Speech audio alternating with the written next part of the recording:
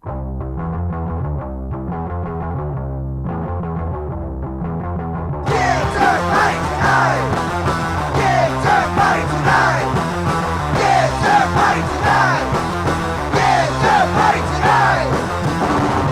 have a Kickturn party tonight. All right. 3, 2, welcome to Kickturn Welcome to Kickturn Party. We're back again, and you know, one of the biggest. You're still watching, so you must not hate us yet. That's unfortunate. Unfortunate for you, but we're having a good time. We're having a great time. That's all this show's about, is having a good time with your buddies. So, one of the things that has been really popular with older guys, and I don't know, maybe with younger guys too, I don't know. Younger guys ain't got no money, so younger guys, we all rolling in a bank. We got money. Younger guys weren't around when these things were made, so we're talking reissues. We're talking reissues. We're talking boards that have been reissued that we loved back in the day when we were kids. The most popular are probably the 80s reissues, but we're doing 70s reissues. We got 90s reissues. I mean, freaking the Vallaley Barnyard's probably got to be the most sold reissue that's ever been. And a lot of these reissues, a lot of the originals are going for huge money. And reissues are limited runs, 100 to 300 boards, and they're selling for a lot, which is stupid. I don't buy anything as an investment. I buy it because I wrote it and I loved it. That's why I buy it. Exactly. So it's become a big industry. I know that a lot of companies are actually kind of coming out of the woodworks. Brand X and Toxic have just come back up. GNS. They've been making surfboards ever since. They never stopped. But now they're reissuing. Now, granted, when they reissue boards, it's usually for a cause. They did the Jeff Phillips glass break boards to raise money for suicide prevention. But then you got vultures out there on the internet that buy them and immediately turn them around and put them on eBay for 3 times what they bought them for, which is stupid. You know, Gordon and Smith are putting out some too. Gordon and Smith are putting out some. I recently bought, I didn't bring it in tonight, but I recently bought a GNS blender, blender coffee man. The coffee break. Coffee break. Yep. It cost me a little bit of money, but it's rare. And it's a reissue. I mean, it's crazy what reissues. So I'll start off with, this is a Hammerhead reissue. I actually got this when reissues started. Well, hold it up there, Nate. In the early 2000s, when reissues first became a thing, and Hosoi was kind of getting back into the scene, got out of jail, was back in the scene, he reissued the Hammerhead, the original Hammerhead model, to raise money. So I rode probably 10 of these back in the 80s. Loved them as a kid. Just freaking loved them. This is the Hammerhead. Notice the... So, and it had, the best was the tail, because you could tail block on them. Yeah. So when he reissued these, I immediately bought one, and they only had the black one and the white one. The black one was sold out, so I got the white one. I preferred the black one, but I got the white one. So I hung it on my wall, sat there for almost a decade, and then Jay and I went to a demo in Atlanta with McGill and Donnie Griffin and Rodney Mead. Christian was there. Dave Duncan was emceeing it. So I threw it in the car thinking, Christian's going to be there. I'll get him to sign it. It was still wrapped in cellophane. I get there. Sure enough, Christian's got his orbit of people around him signing autographs. And that was 2015. I got him to sign it, took the cellophane off of it, and it hangs in my office at home to this day. You know, I rode like 3 of these. I rode like 10 of them. Back in the day. And you know, this one actually has concave? a lot more concave. They were flat as shit. Oh, the ones I rode were just flatter. And And this has actually got a little bit of a tri-tail, a little bit of a concave in the tail. You can tell this was like a Schmidt press or something. This is definitely a repress because the ones I had it was flat as a board. And it's got the new school truck pattern. Yeah. So nice board. I mean, these are. I'm proud of it. It was actually my very first wall hanger that I hung in my house. Not only is this a nice wall hanger, but this is a very rideable board as well. Oh yeah. Absolutely. So. Yep. All right. So I've got a reissue, kind of a reissue board here that I'm gonna pull up. Yeah. This is a Sims Pure Juice. It's just a 36. 36-inch Sims Pure Juice. Ooh, dude, look at that. Made by Paul Schmidt. It says it right here on the top. Made by Schmidt. Apparently, SoCal Skates, Paul Schmidt made a few of these for SoCal Skates, and he made not only this one, but some 9-inch Sims Super Plies, and other ones that said taper kick on them, but they were just ply boards. They weren't taper kicks. But apparently, from what I read, I love the tail on this thing. Yeah, these things are rad. These are really. I want to buy another one. I was gonna just say to that's ride. worth almost gripping and riding right there. I want to buy another one just to ride. I'm gonna hang this one on my wall. You know who would ride that thing and kill it like at the pump track is Beauchene. I'd love to. Beauchene ride. He likes those big long boards. I bet Beauchene would kill that. I would love to ride this thing on the pump track. But apparently, from what I'm reading, and the cool thing about this is. The edges aren't, they're sharp edges. They're more not, squared. They're not rolled They're not over. super rolled, yeah. But one of the things I read about this was apparently Tom Sims' wife gave copyright to Paul for them to do limited runs of these things. So there's a limited run of these. There's a limited run of the 9-inch Superflies and a limited run of the taper kicks. So this is a hot board. It's out there. They have them on SoCal Skates and they sell out in seconds. I mean, literally. That thing's super rad. Like I would skate that for fun. Yeah, exactly. This is a rad good cruiser board. You put some. And what is it? It's only like 8 1/4 wide. Or yeah, something like that. 8.375. Dude, that thing's killer. Yeah, you put some Indy 109s on here, You know, Indy 149s You know what? on here. I'd like to see somebody softy like wheels. I'd like to see somebody like Josh tear that up at a skate park. Oh yeah. So this is one of my reissues. Rhett, what do you got? Rhett brought in another one. This is a reissue Santa Cruz Rob Roskopp face. Probably one of the better known setups from the 80s. If you rode a skateboard in 1985 through 1989, you were familiar with the sequence of this graphic from the first one all the way until he tore. And all I the way believe through. this was the first one. That was the first face model. The first model. Right. Yeah. It came from the Target and Fingers and into this. And this was one of the first street-specific boards with the short nose, the stubby nose, and you have to set it up. I set up this complete with new indies, though, without the crosses. But you can't put trackers on a Santa Cruz board. That's right. No, you can't even put gull wings on a Santa Cruz. It's got maybe Thunders, but it's got to be This man knows what he's talking about. Listen to Rhett. It's got to be indies. So built it with indies, some OJ wheels on here, just like back in the day. I initially bought this for my daughter to ride at the pump track. So there's OJ team riders? They're combos. Oh, they're okay. 95A combos. But, you know, part of this is my first and only reissue I've ever bought, and the reason I bought it is this is probably the deck that I had the most fun on. I must have had 5 or 6 of these. Learned to ollie onto picnic tables with this. Yes. Lost my virginity when I had one of these, not while I was on the board, but I owned one at the time. That was what you were skating. Right.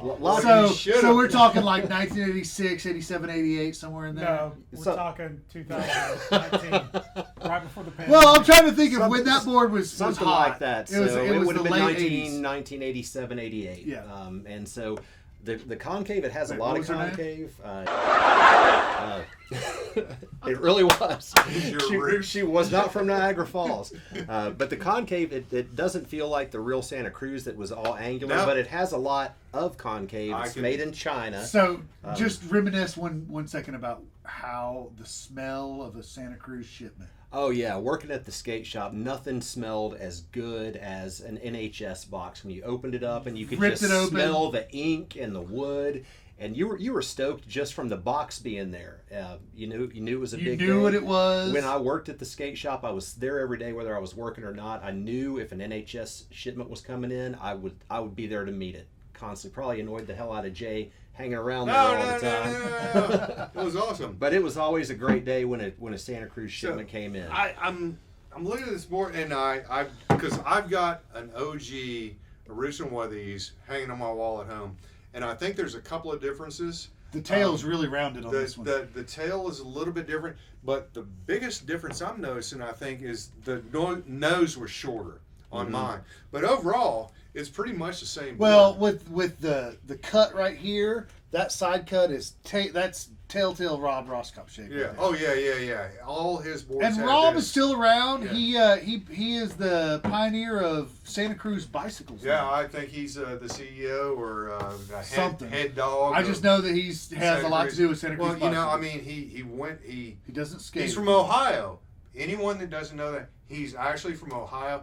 We went to a mess contest, and the guy could do stalled out inverts. Like, this was back when stalled out inverts were a thing, and he would go up and lock his arm and stall for like 2-3 seconds, and then go back in. And he went to Santa Cruz, and then he went out there and had multiple. Right about the time that he had the first finger through the target model, he did a trick tip. Remember when Thrasher had trick tips, and he did body jar, and it was at Lance Mountains. I think it was at Lance Mountains South. Somebody proved me wrong on internet land, but it was a body jar, and I read that article. I knew every word of his writing on how to do it with the sequence shot of how to do it. And it didn't make sense, and it didn't make sense. Still No. body jars, And then did one you? day it did. Did you? At the unfair.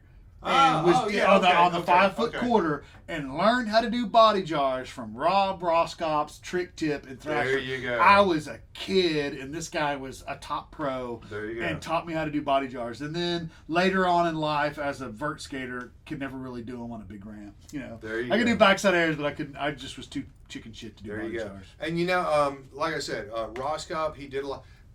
Roskopp jumped over Agent Orange. Yep, he did. He did a big, huge ramp to ramp transfer. And they used him in doubles in movies. Rob Roskopp, he was That's like right, a that's Tony right. and a McGill and That's right. Steve Cab. They always got to do the doubles in the So movies. there's another good example of a board that is highly coveted by the older generation, I guess. You know, I've actually seen, you know, some of the newer guys are coming up.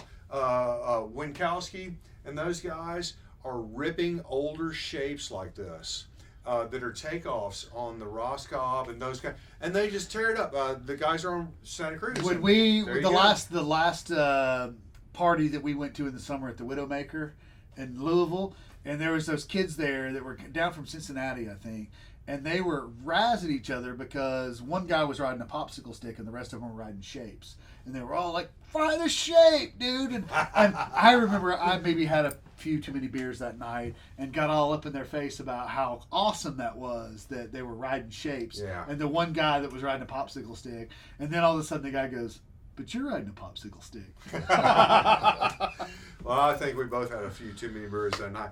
So we got a couple more issues. Oh. What do you got here, Nate? You bought So something this, else some of in you guys this? might remember this from a few months ago, 6 months ago. That's another Hosoi Hammerhead, right? It's a Losoi.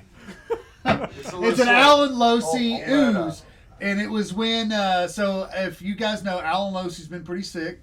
And Schmidt, it was Schmidt that made these. Schmidt made those. And I think they made about They got 300. They got the money bumps. They in made them. about 300 of them, and each one of them were sent to Allen, and he autographed each one of them, and they put them out there with, I think it was Old Skull Skates or some website, $100. I think so. Something. And all the money went to Allen to help with his medical bills and get better. And it's working. He's getting better. And he might actually, I mean, who knows, today he might even be skating.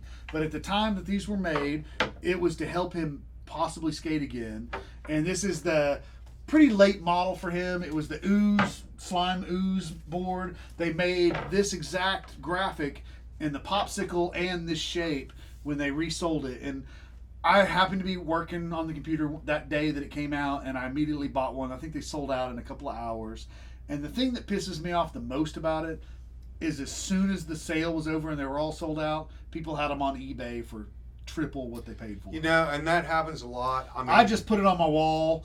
You know, it hangs next to my Jim Murphy and my Christian Hosoi and all the ones that I have autographs on. I just hang them all next to each other.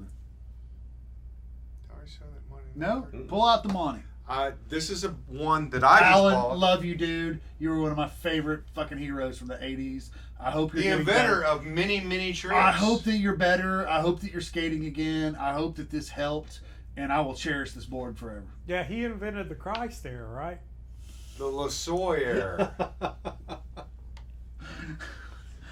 So if you've seen an episode 2 or 3 or 4 back, you know that our producer started a whole controversy with the Allen Losi model. I don't think that ever went on air. Did it not? I'm not No, sure. it went. It went. It's Oh, there. it may It have. was 4 or 5. If you're on our YouTube channel, go 4 or 5 episodes back. You'll find it. So this is a board, a donation board. This is another thing. You know, I like what was going on with this Hosoi, Allen the Losi. the Losi board. When the board proceeds go to a good cause, Like the glass break Not- Jeff Phillips went not- to suicide prevention. not just Yeah. buying a board because it's a reissue, but having the money go to a good cause. Well, So I just bought this recently. This is a Monty Nolder, Monty Ramp Nolder. shaker. Ramp shaker. Ramp shaker. I've skated with Monty quite a few times. Don't This is drop being in on the sold dude. by Ocala Skate Shop. There was a run of 50 of them. I got one of the first 50. Apparently, there's going to be another run of 50, all made by Paul Schmidt. All the proceeds from these boards, Paul's donating these boards to build a vert ramp in Ocala, Florida. So I think a few of us have some Monty stories. Red. Well, hold on. The guy is, I'm sorry if I'm pronouncing your name wrong, but Phil Hajal is doing a lot of work on this. And actually, JD clued me in this the other day. I didn't know Paul Hajal, I think that's his. Hosoi. Excuse me if I'm saying it wrong, Paul. Used to be pro for eye level.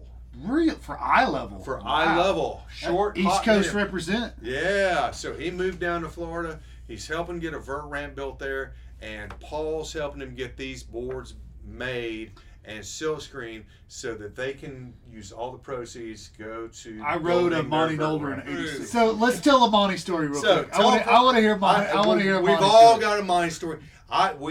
We're East Coasters. We've all run into Monty. Monty is the ramp shaker. Monty's the big Pensacola, Monty. Florida. Monty is Yeah. the ripper. He is, yeah. He's the man. And Rode for if Schmidt those of you sticks. guys that might not know, Rode for BBC. Monty doesn't hear well.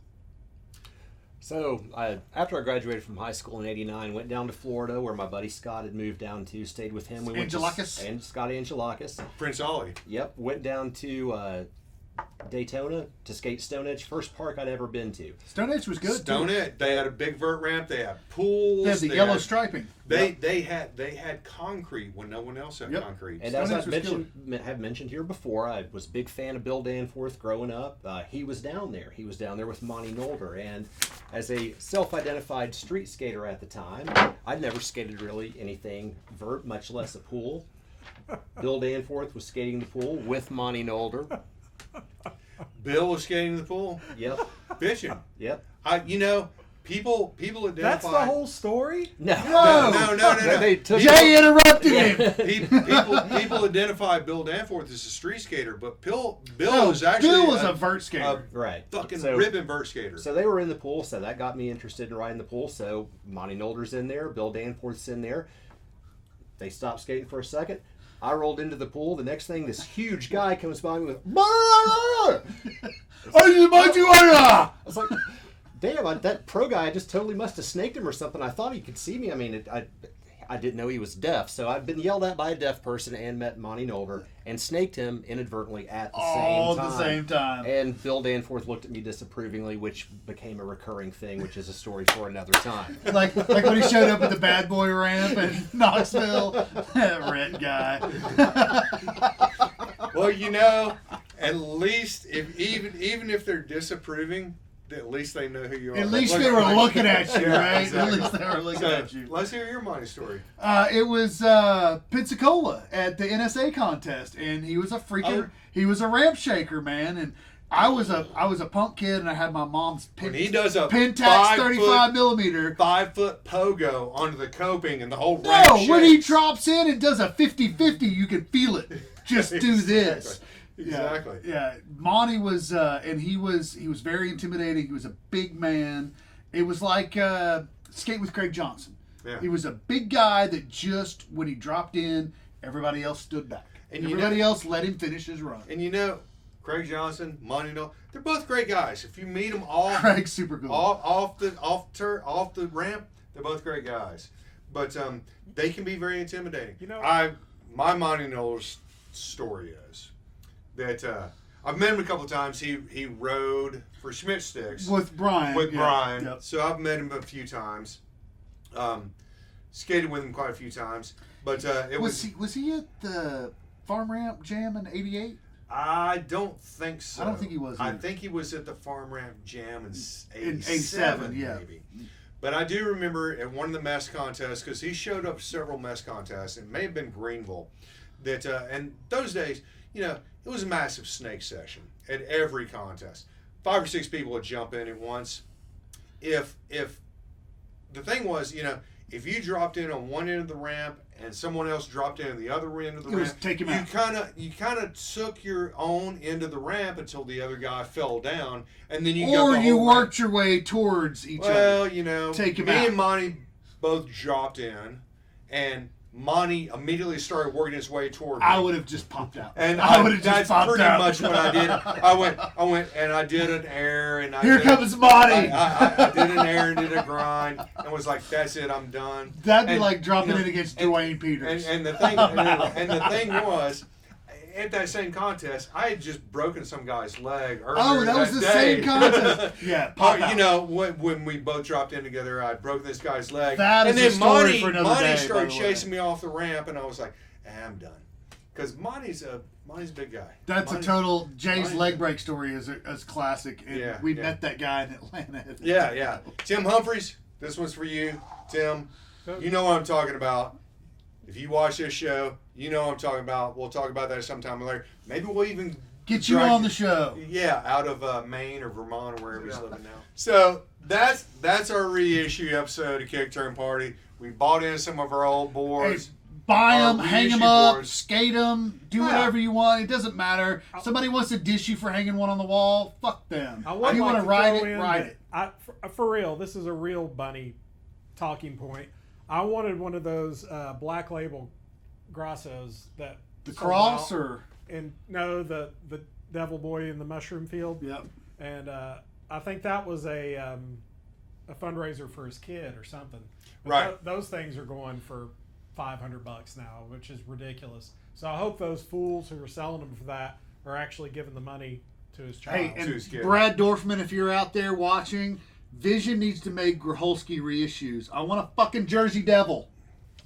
So that's a little bit more. And I was talking to our good buddy Rad Ham the other day. Part-time co-host. We were talking about reissues, and he said, I really don't skate much anymore. I can't because he's got an inner ear problem. But he said, just having them on my wall and looking at them gives me joy. And so if you want to buy reissues, and especially if they're going to a good cause, spend a little money, give it to someone who needs it. Absolutely. Give it to yourself just to make yourself hang them happy. on your wall like Rhett did. Set it up for your kid. Whatever works for you, whatever you can afford, whatever you like. Don't listen to the haters. No, man. My office is either reissues or boards that have a meaning. Like I've got my old Zorlak Obrit board hanging on the wall. Yeah, exactly. So there you have it, guys. Hang up your old skateboards. Represent. Buy some reissues. Tell stories. Let the next generation know. Tell people that don't skate how cool you are because you did skate or you do skate. Help out the skateboard community through your efforts. And that's it. And thanks for coming by Kickturn Party once again. Woo! Keep coming by. Send us some freaking emails. Make some comments. And I'm telling you, if you send me an email and ask for it, I will mail you stickers. We will mail you stickers. And joy to Kickturn Party. Yeah. Joy to the world. Yeah. Oh, now. All the boys and girls. Yeah. Everybody's gonna hang out here tonight. All right. We'll pass out in the flat. All right. Tonight. We got nothing better to do than to dozen brews. Don't talk about anything else. We don't wanna know. We're dedicated to beers, holes, and bros. Backside slasher, reptile ground, Kickturn, garbage. We'll hang out by the peanut pool all night and every night. Then go someplace else and smoke and yell. It's Friday night. We've got nothing better to do than take 6 runs, drink a dozen brews.